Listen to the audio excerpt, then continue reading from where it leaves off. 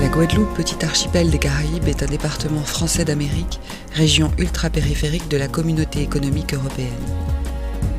Sa position stratégique au cœur de l'espace Caraïbe est un élément important dans le développement des relations économiques et commerciales avec les États voisins.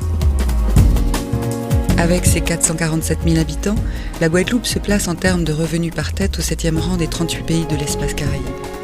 Elle offre des atouts incomparables, de par son exceptionnel écosystème, la beauté de ses paysages, la diversité de ses activités culturelles, sportives et nautiques.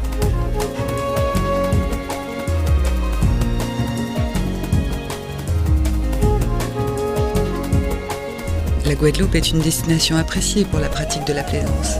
La marina de Bas-du-Fort, avec ses 1086 places, a la plus grande capacité d'accueil de la Caraïbe.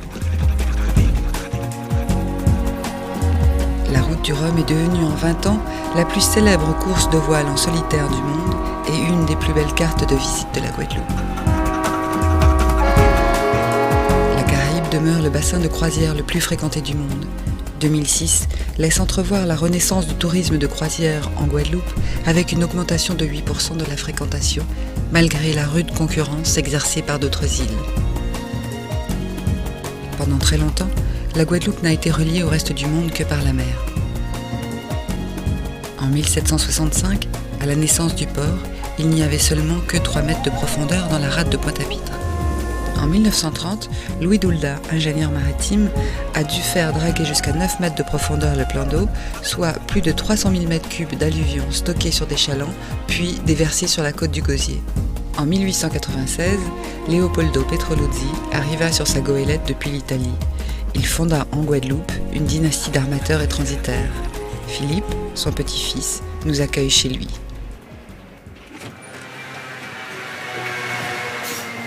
Alors, après la guerre et à partir des années 50-60, l'agence Petroluzzi s'est développée de la Guadeloupe, qui se trouve ici, au beau milieu des Caraïbes, en faisant des importations en provenance d'Europe, du Nord, d'Afrique, même des Indes, puis ensuite avec le sud de l'Amérique, avec le Brésil, par exemple, nous importions des Volkswagen qui venaient de Rio de Janeiro, et avec les États-Unis du Nord, de Miami.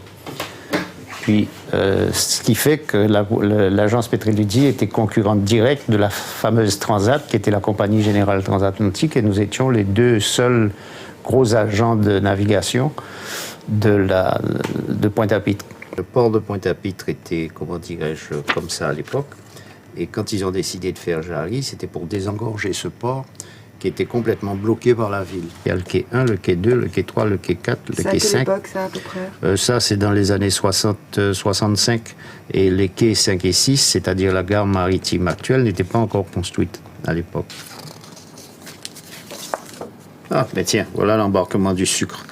Alors, les camions arrivaient des usines, étaient mis le long du bord. Les dockers préparaient les palanquets que vous voyez ici. C'était des palanquets de 10-12 sacs. Chaque sac pesait 100 kilos, était chargé dans la cale du navire. Et il y avait encore des dockers à l'intérieur qui remettaient les sacs sur sacs pour remplir la cale du navire.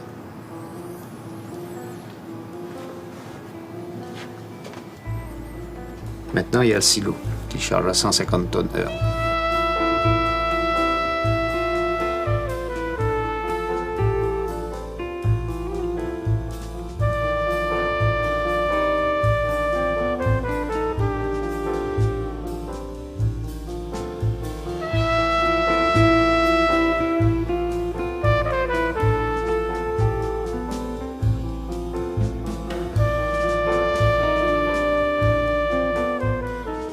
Il n'y avait pratiquement rien ici. C'était une zone de mangrove Et tous les terrains que nous voyons là ont été gagnés sur la mer. La mer arrivait pratiquement au niveau des GMA là-bas. Et il y a plus de 50 hectares qui ont été pris sur la mer. J'ai vu construire tout ça des balais de camions, des norias de camions qui, toute la journée, pendant des mois, déversaient du tuf par ici. Donc il y a eu un travail extraordinaire fait par le port autonome.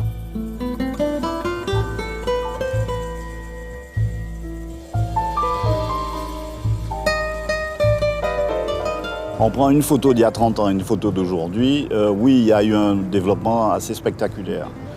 Mais pour nous qui sommes les opérateurs de ce changement-là, qui avons vécu ce changement-là au jour le jour, j'aurais tendance à dire que rien n'a changé depuis 30 ans. C'est venu tout doucement, chaque jour a amené son bouleversement, sa nouveauté.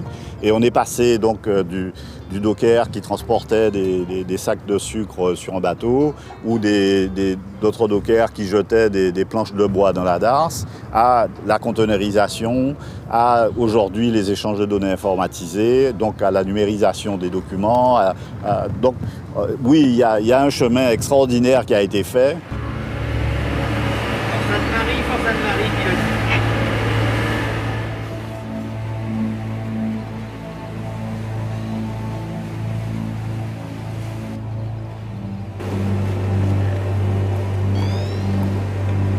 Allez, maintenant on se dépêche. Enfin, moi, il faut que je passerai. Le pilote est à bord et les deux. Un navire qui s'approche du port de Pointe-à-Pitre, il peut être en mer depuis une semaine. C'est le premier contact avec la terre. Le capitaine qui voit, à partir du moment où on lui dit pilote à bord, il est satisfait et soulagé d'avoir une aide extérieure. C'est obligatoire pour tous les navires qui dépassent un certain seuil de longueur. 50 mètres pour Pointe-à-Pitre et Jarry. 97% de notre activité se fait sur Pointe-à-Pitre-Jarry, sur ce site-là. Un demi accosté à l'arrière. Demi accosté derrière. 3 quarts à la côté. Il est 3 quarts devant. Le port a évolué tant dans ses structures que ses superstructures. Il y a eu des constructions de quais, il y a eu l'apparition du terminal de Jarry dans les années 80. Et après ça, il a fallu donc utiliser intelligemment toutes ces structures-là.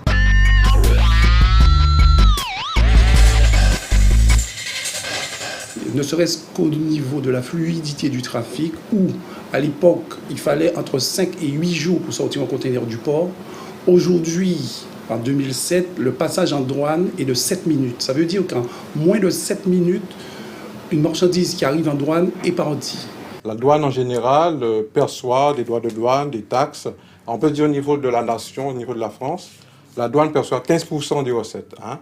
Alors à notre niveau, en Guadeloupe, on perçoit à peu près 500 millions d'euros sous forme de TVA, d'octroi de mer régional, de droits de port, un certain nombre de taxes qui sont très utiles et pour le port autonome parce qu'on perçoit le droit de port. En plus de ça, nous avons un rôle de protection de l'homme, faisant respecter un certain nombre de normes phytosanitaires, sanitaires, normes techniques, etc. Notre rôle, en fait, c'est d'une part aider à la fluidité du commerce, c'est vrai, mais en même temps assurer nos contrôles. Donc nous devons trouver un équilibre entre les deux. Toujours ces contrôles qu'on doit faire, c'est obligatoire, il faut les faire, c'est nécessaire parce que en fait, nous protégeons l'économie en faisant nos contrôles. Mais en même temps aussi, ne pas bloquer, être partenaire, favoriser les entreprises. J'ai côtoyé l'intermittence et la mensualisation qui date de 10 ans, mais j'ai quand même côtoyé 2 générations sur le port. Je ne sais pas si les dockers qui sont partis il y a 10 ans reconnaîtront le port, quoi. Tellement que ça a évolué, ils ne s'y retrouveront pas, quoi. Et je me dis, dans 10 ans, qu'est-ce que ce sera, quoi? Le port, c'est le point de passage quasi obligé de la totalité des marchandises en fait, pour notre consommation locale et le point de passage de sortie pour toutes nos activités du secteur primaire, tout ce qui est bananes et canne à sucre.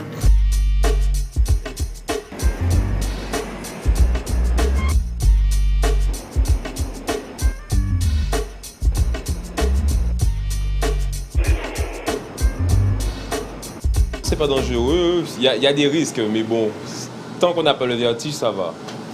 Il est rapide, il est souple, il est bon, quoi. Contrairement aux autres qu'on avait auparavant, là franchement on peut dire qu'on a un bon portique qui fonctionne bien. Il y a 25 ans que la Guadeloupe s'est dotée d'un port moderne dédié aux conteneurs, qui est le terminal de Jarry et qui permet de traiter ces navires de nouvelle génération. Et depuis les années 80, le port a évolué et s'est modernisé. La preuve en est, aujourd'hui nous sommes en train d'échanger dans un des deux tout nouveaux portiques conteneurs de la dernière génération. La mensualisation s'est faite dans la douleur et les ouvriers ont eu du mal quand même à s'y adapter puisque bon, on est passé quand même d'un salaire journalier à un salaire mensuel d'une part. Et puis ça a bousculé beaucoup d'habitudes, quoi, parce qu'avant on n'était pas affecté à une entreprise dédiée, quoi. Et bon, là il a fallu travailler dans une entreprise avec toutes les règles d'entreprise.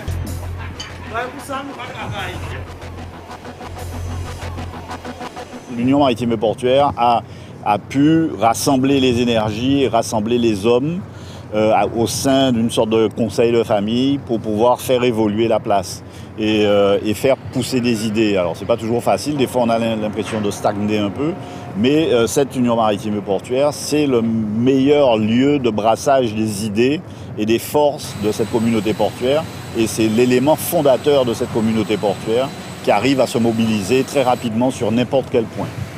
L'UMEP a fédéré les professions qui évoluent sur le port et elle a permis une cohésion pour aider les gens à regarder dans une même direction plutôt que d'agir chacun de son côté sans réelle efficacité. On ne peut pas parler de l'UMEP sans mentionner la CSA, qui est la Caribbean Shipping Association, et qui est le congrès, je dirais, entre guillemets, familial de tous les ports de la Caraïbe, des armateurs et des compagnies maritimes. C'est aussi un organe de proposition vis-à-vis du port, vis-à-vis de l'environnement, des politiques.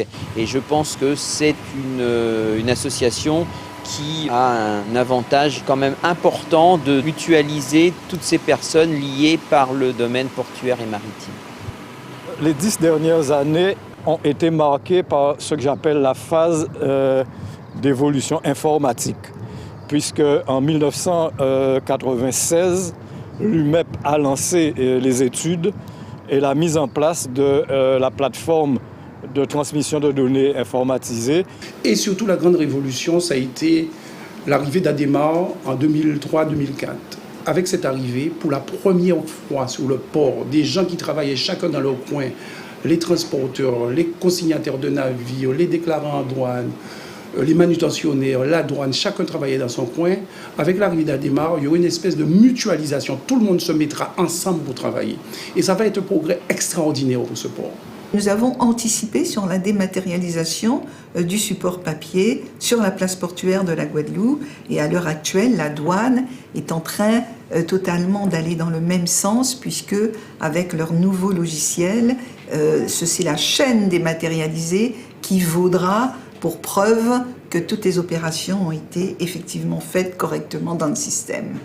On a pris conscience justement de l'intérêt de l'UMEP. Et moi, j'en ai vraiment pris conscience quand on a mis en place Ademar. Et toutes les réunions que nous avions, toutes les semaines, nous avons fait des centaines de réunions. Et c'est là qu'on s'est aperçu, en fait, du rôle que pouvait jouer un organisme comme l'UMEP. Le passage à l'informatique permet à tous les acteurs de la chaîne portuaire d'utiliser un système commun et d'être interactif et d'échanger des informations d'une manière très pratique. Et donc ça fait gagner beaucoup de sécurité aux transactions qui se font et ça permet d'avoir une structure des activités qui est tout à fait satisfaisante. En 20 ans, beaucoup d'évolutions ont eu lieu sur le port. Au XXIe siècle, en Guadeloupe, les contraintes des manifestes des navires, constitués de liasses de papier, ont disparu au profit du manifeste électronique.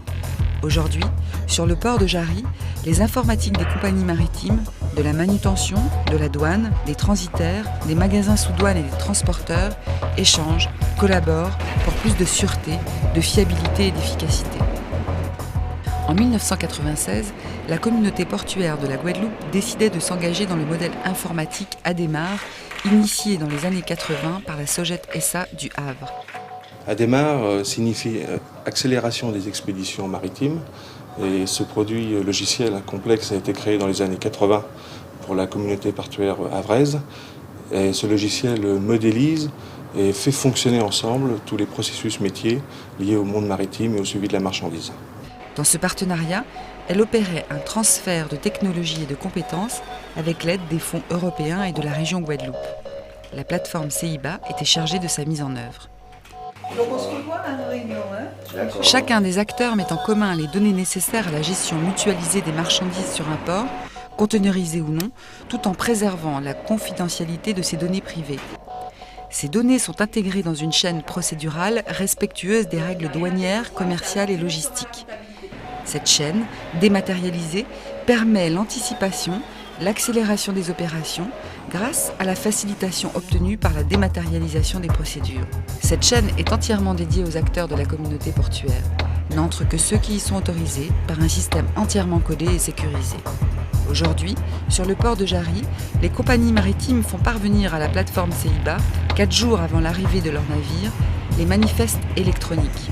Les références des marchandises sont partagées entre tous les opérateurs, permettant ainsi la création et l'alimentation de la chaîne. Nous avons donc tous ces mouvements interfacés avec le système ADEMAR qui permettent aux agents maritimes donc, d'avoir la traçabilité de leurs conteneurs, c'est-à-dire de savoir exactement où ils se situent à un moment donné. On a en réalité, à la seconde près, ce que le pointeur fait sous le portique. C'est-à-dire que quand il va décharger un conteneur, on a l'information tout de suite.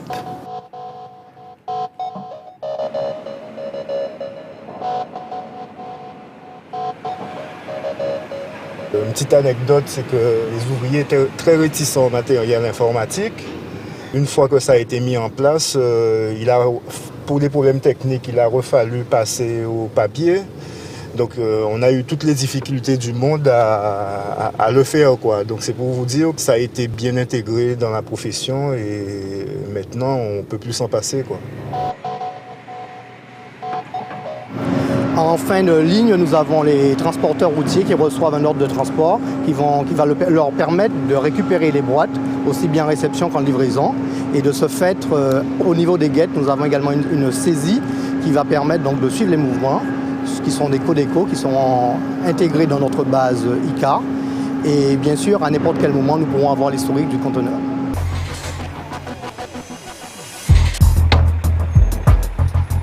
On dispose d'une messagerie électronique qui nous permet de recevoir nos bons au quotidien et aussi qui facilite la tâche, donne une rapidité au niveau des livraisons. Je suis amené à travailler avec CEIBA, donc je me rends chez eux pour récupérer mes documents aussi si j'ai un souci sur mon micro-ordinateur.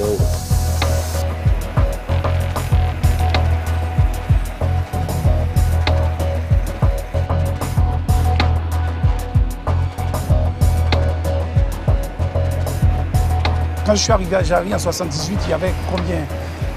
Il y avait des entreprises que par ici, dans ce coin-là, une centaine d'entreprises. Aujourd'hui, 30 ans après, Jarry, c'est entre 3 500 et 4 000 entreprises. C'est 30 000 personnes qui travaillent quotidiennement.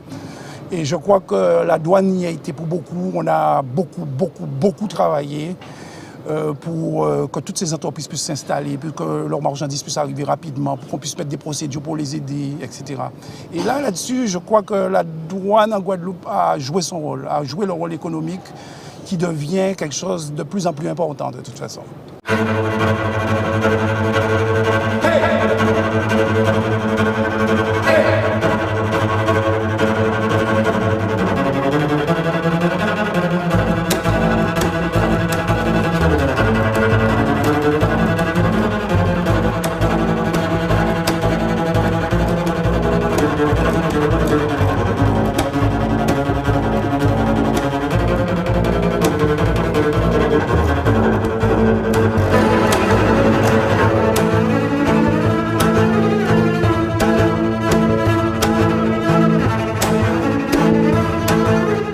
que Guadeloupéen, je me pose des questions. Maintenant, je travaille sur le port, je n'ai pas d'état d'âme.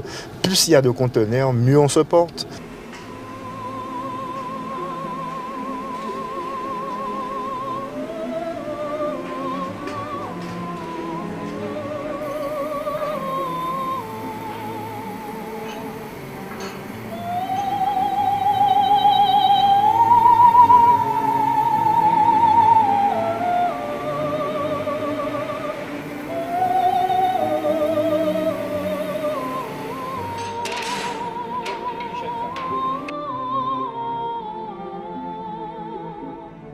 La communauté portuaire reste cependant en constante évolution informatique et mutation.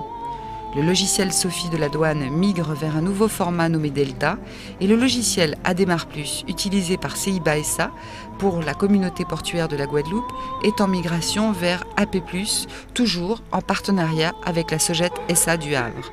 AP+, signifie Ademar Protis Plus.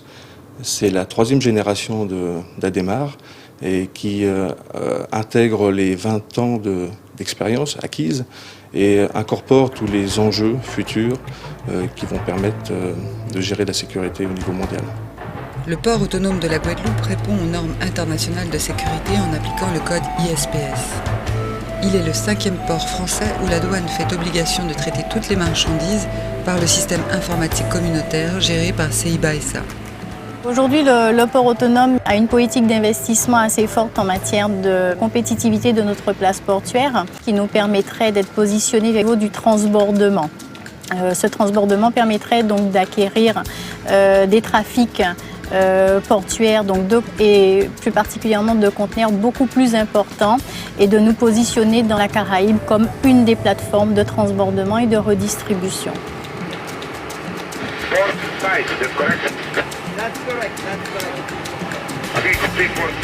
Les atouts du port, c'est d'abord sa situation géographique avec une rade parfaitement abritée naturellement, qui est vaste et qui offre sûrement le meilleur abri de toutes les petites Antilles.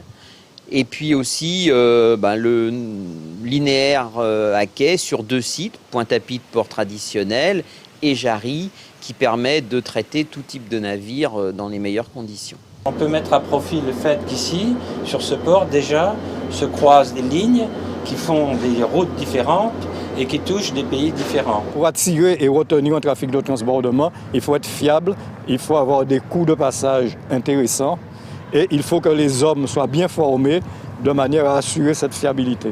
On peut se donner un objectif comme ça, d'augmenter sur 5 ans, 20% le trafic du port de Pointe-à-Pitre en augmentant le transbordement. On a beau dire, mais on sera obligé d'être aussi compétitif que les autres. Je ne sais pas, moi j'aurais bien aimé que l'homme soit autour de cette évolution, pas l'exclure, et que des emplois se créent et tout, mais je sais que quelque part, si on n'est pas compétitif, on va être mort, quoi.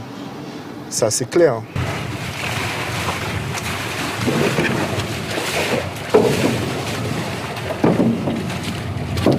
Il faut mettre la Caraïbe à l'heure de l'informatique, comme la Guadeloupe a su se mettre à l'heure de l'informatique, à l'heure des échanges de données sans support papier. Alliance pour Clovis, Caribbean Laboratory of Open and Value Added Information System, est un projet créé par CIBA SA. Il s'agira de créer dans la zone Caraïbe un hub de grande attractivité avec les autres communautés portuaires de Dominique, Sainte-Lucie, Martinique et avec la Guyane. L'intégration et la coopération dans la Caraïbe sous-tendent et justifient ce projet. L'enjeu est de faire en sorte que cette dématérialisation des données que nous avons développées sur notre communauté portuaire, sur notre port, soit aussi la règle dans les autres ports de la Caraïbe, de telle manière que les échanges se construisent de manière moins aléatoire et avec la sûreté et la sécurité qui sont au cœur des échanges après le 11 septembre et dans le contexte de la mondialisation. La recherche de nouveaux gisements de développement pour et par l'ensemble des acteurs économiques reste cependant un enjeu et un défi majeur pour la Guadeloupe dans les années à venir. Personne sur le port ne fait rien tout seul. Et il faut avoir l'humilité, chacun autant que nous sommes, qu'on participe à une grande œuvre, mais que c'est justement la cohésion de tout le monde qui fait qu'on arrive à ça.